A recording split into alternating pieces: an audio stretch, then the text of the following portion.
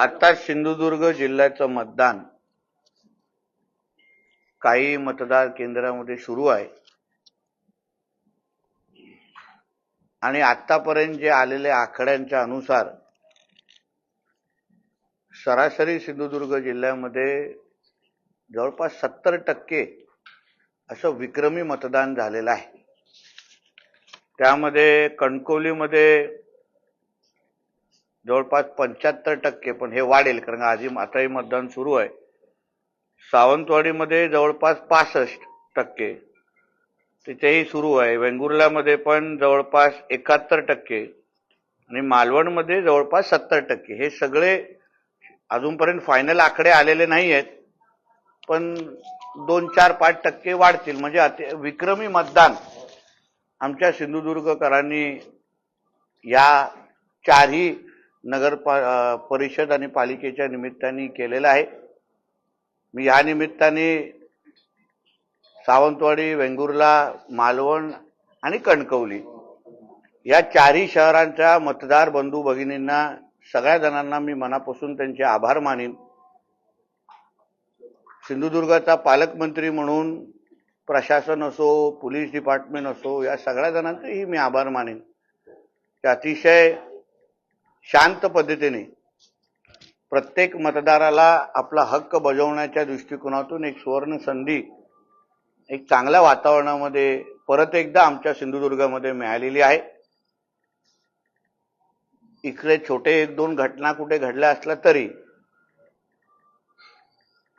पूर्ण पद्धतीने सिंधुदुर्गाचं वातावरण हे लोकशाहीला प्रोत्साहन देणारं होतं आणि यासाठी मी मतदार बंधू भगिनींचं सगळ्या जणांचं मनापासून आभार मानेन। भारतीय जनता पक्ष हे माझे सगळेच पदाधिकारी आणि कार्यकर्त्यांना पण मी त्यांचेही आभार मानेन, शुभेच्छा देईन की अतिशय चांगली लढत त्यांनी या चारही नगर परिषदेमध्ये आणि नगरपालिकेमध्ये दिलेली आहे। आमच्या पक्ष नेतृत्वाला साजेशी निवडणूक म्हणजे भारतीय जनता पक्ष म्हणून आमच्या या चारही नगरपालिकेवर परिषद आणि पालिकेवर 81 उमेदवार आणि 4 नगराध्यक्ष आम्ही लढत होतो आणि संघटना म्हणून ही बाब आमच्यासाठी निश्चित पद्धतीने ताकद देणारी होती। आमच्या 81 कार्यकर्त्यांना आम्ही निवडणूक लढवण्याची संधी देऊ शकलो, हे आमच्यासाठी निश्चित पद्धतीने समाधानकारक आहे। राज्याचे मुख्यमंत्री आदरणीय देवेंद्र फडणवीस साहेब आणि आमचे प्रदेश अध्यक्ष आदरणीय रवी चव्हाण साहेब आणि आमचे खासदार सन्मान्य राणे साहेब या सगळ्या नेत्यांनी जे काही सहकार्य, जो काही आशीर्वाद, जी काही ऊर्जा आम्हाला या लढाईमध्ये दिली, त्यासाठी त्यांचंही मी मनापासून धन्यवाद देईन।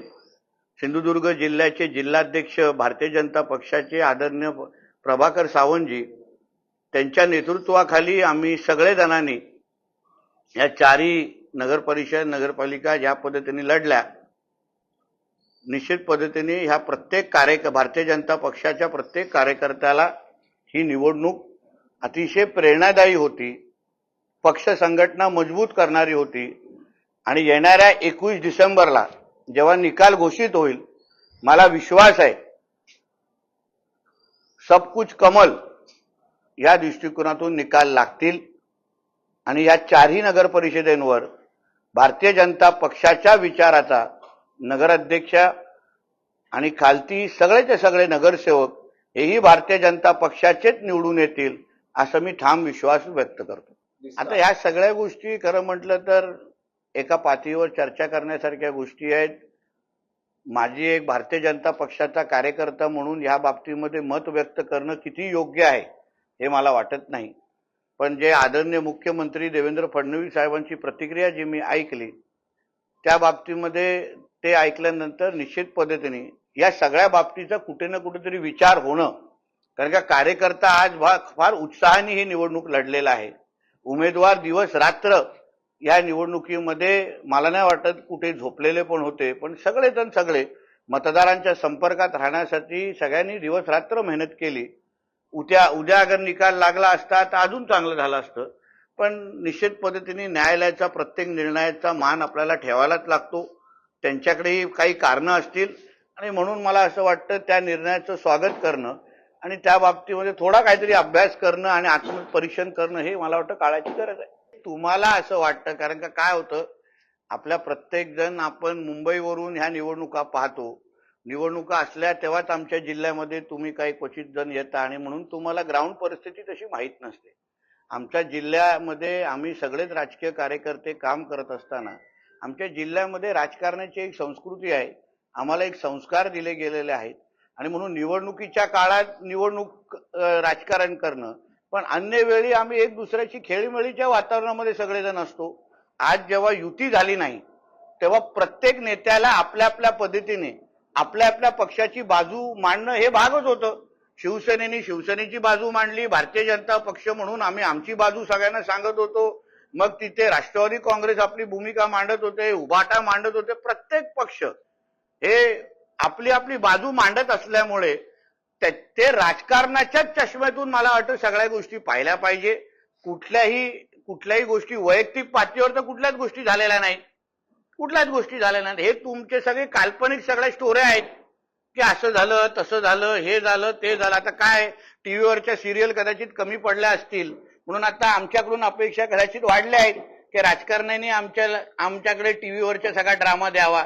असं काहीच नाहीये. प्रत्येक आता काही घटना ज्या घडल्या त्या निवडणूक आयोग आणि पोलीस डिपार्टमेंट या अंतर्गत आहेत त्या गोष्टी.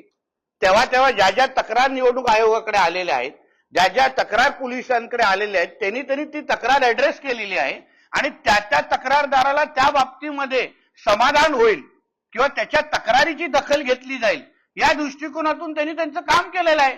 जिल्ह्याचा पालकमंत्री म्हणून माझी एवढीच फक्त अपेक्षा आहे की आमचा सिंधुदुर्ग जिल्हा हा एक पर्यटन जिल्हा आहे. आदरणीय राणे साहेबांनी ह्या जिल्ह्याला अधिकृत एक पर्यटन जिल्हा म्हणून जाहीर केलेला होता.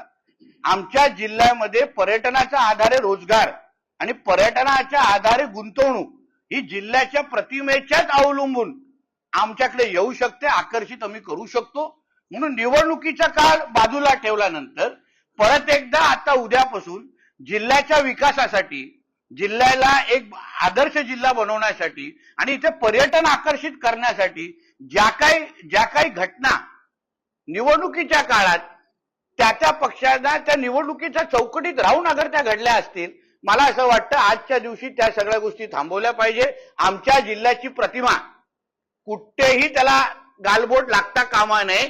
कारण का येणारा पर्यटक, येणारी गुंतवणूक हे मग उंबरट्यावर राहून विचार करतात की इथे जायचं का. असं आमच्या जिल्ह्यामध्ये कायदा आणि सुव्यवस्थेची काही परिस्थिती नाही. आज बघा सगळीकडे एवढं विक्रमी मतदान झालेलं आहे. 70% अगर चांगलं मतदान अगर ज्या जिल्ह्यामध्ये होत असेल तर ह्या जिल्ह्यामध्ये अतिशय चांगल्या वातावरणामध्ये निवडणुका केल्या गेल्या आहेत, खेळीमेळीच्या वातावरणामध्ये केल्या गेल्या आहेत. आमच्या जिल्ह्यामध्ये साक्षरतेचं प्रमाण अतिशय चांगलं आहे. सुशिक्षित जिल्हा आहे आमचा.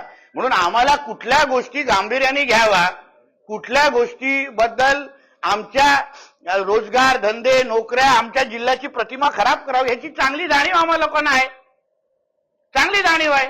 म्हणून मला असं वाटतं त्या गोष्टी आता या निवडणूक संपल्यानंतर सगळा विषय संपलेला आहे. उद्यापासून परत एकदा आमच्या जिल्ह्याला एक विकसित जिल्हा बनवण्याच्या दृष्टिकोनाचा प्रवास, दळदळी उत्पन्नामध्ये आम्हाला फार मोठी झेप घ्यायची आहे आणि त्या दृष्टिकोनातून आमचा प्रवास सुरू राहणार आहे. मला असं वाटतं हे सगळे आरोप करणं फार सोपं आहे. कारण का आरोप केल्यानंतर टीव्हीवर आपल्या स्टोऱ्या चालतात, आपल्या बातम्या चालतात. पण अगर तुम्हाला आरोप करायचा असेल त्याचा अगर पुरावा तुम्ही दिला, निवडणूक आयोग सारखी एवढी सक्षम संस्था आहे ना आपल्या देशात, आपला एक लोकशाही प्रधान देश आहे, पारदर्शक पद्धतीने निवडणूक घेणारा क्वचितच आपल्या शेजारच्या देशांच्या अनुसार आपला देश आहे. आणि म्हणून कोणाला अगर वाटत असेल की बाबा इथे पैसे देऊन अगर निवडणूक लढवल्या जातात तरी निवडणूक आयोगाकडे जावं, तक्रार द्यावी, पुरावा द्यावा. अगर सत्य आढळलं त्याच्या वेळीची दखल घेतली जाईल आणि कारवाई होईल ना. हो, तर माझं एवढंच म्हणणं आहे त्या भागांमध्ये काय आहे ते तपासलं जावं. नुसतं ट्विट करून आरोप खरे होत आहेत का, माझं असं म्हणणं आहे. ट्विट करून आरोप करत असतील तर आपण सगळेजण एक दुसऱ्याबद्दल ट्विट करत राहू ना. राजकीय आरोप ह्या निवडणुकीच्या काळात होणं भाग आहे, पण पुरावे सकट अगर आपण बोललो तो निश्चित पद्धतीने त्या आरोपाला काय अर्थ राहतो ना. म्हणजे तुम्ही एक बाजूने अगर विचार करा, लोकसभेमध्ये इथे उभाटा आणि महाविकास आघाडीवाले हरले, त्यांनी लगेच धनशक्तीचा विजय झाला. विधानसभेला हरले तर धनशक्तीचा विजय झाला. पण 2014ला जेव्हा ते जिंकले तेव्हा आम्ही धनशक्तीचं बोललो का? आम्ही तेव्हा पराजित झालो ना. लोकांनी आम्हाला नाकारलं, आमच्या चुका दाखवून दिला, आम्हाला घरी बसवलं. आम्हाला 10 वर्ष लागली परत सिंधुदुर्ग जिल्ह्याच्या लोकांचा विकास जिंकण्यासाठी. आणि म्हणून मला असं वाटतं आपण अतिशय खेळीमेळी वातावरणामध्ये स्पोर्ट्समॅनशिप ज्याला म्हणतो तुम्ही जेव्हा, आणि त्याच्याही पलीकडे महत्वाचं आपण सिंधुदुर्ग जिल्ह्याच्या मतदारांचा अपमान का करतोय? आरोप करताय तुम्ही त्यांच्या म्हणे. तुम्हाला असं म्हणायचं आहे का सगळे विकलेले आहेत, माझ्या जिल्ह्याच्या जनतेचा तुम्ही असा अपमान करणार आहात का? ते आम्ही नाही सहन करणार. आमच्या जिल्ह्याची जनता सुज्ञ आहे.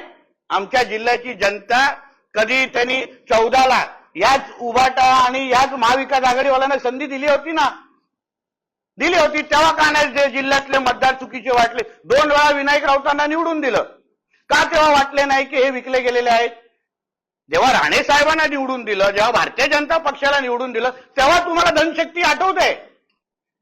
हे नैतिक दृष्टिकोनातून चुकीचं आहे ना. मला असं वाटतं की तुम्ही आमच्या जिल्ह्याच्या जनतेचा अपमान कोणी करू नये, मतदारांचा अपमान कोणी करू नये, हा मताचा मी आहे. आणि तुमच्याकडे पुरावे आहेत ना, जावा निवडणूक आयोगाकडे द्या आणि मोकळे व्हा. ते तक्रारीचं स्वीकारतील आणि योग्य ती कारवाई करतील. तुमची car, electric panel, data server आगीपासून सुरक्षित आहे का? नाही? मग आजच बसवा F protect temperature activated fire suppression device. यामध्ये आहे eco friendly non toxic pressurised liquid, जे आग लागल्यास क्षणार्धात ऍक्टिव्हेट होऊन आगीवरती मिळवते नियंत्रण. बसवण्यास अतिशय सोपे आणि सुटसुटीत. टेकालिपचे एक दर्जेदार उत्पादन एफ प्रोटेक्ट.